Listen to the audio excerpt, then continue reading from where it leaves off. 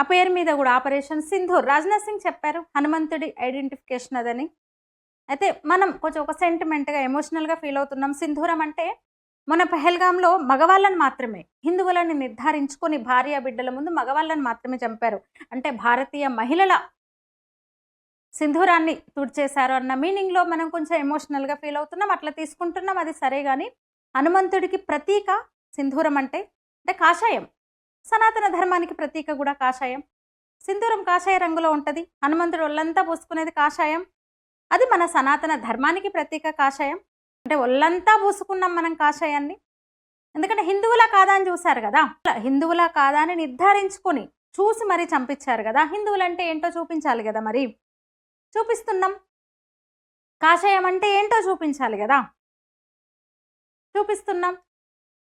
అంటే ఒళ్ళంతా సింధూరం పూసుకున్న హనుమంతుని ప్రతినిధులం గదా మనం. హనుమంతుడంటే ఏంటి? అప్పజెప్పిన పనిని పూర్తయ్యే వరకు నిద్రపోనివాడు.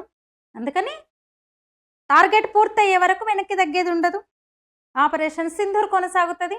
ఇంకా 100కు పైగా ఉన్న ఉగ్రవాద స్థావరాల మీద దాడి చేసి వాటిని ధ్వంసం చేసే వరకు కూడా ఆపరేషన్ సింధూర్ కొనసాగుతది.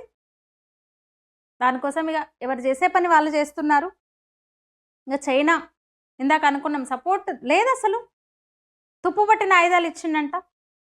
చైనా వాడు తుప్పుపట్టిన ఆయుధాలు ఇచ్చిండంట. ఖతర్నాక్ సపోర్ట్ అనుకున్న ఖతార్ కొద్ది రోజులుగా మాట మారుస్తుంది. స్వరం మారింది ఖతార్ది.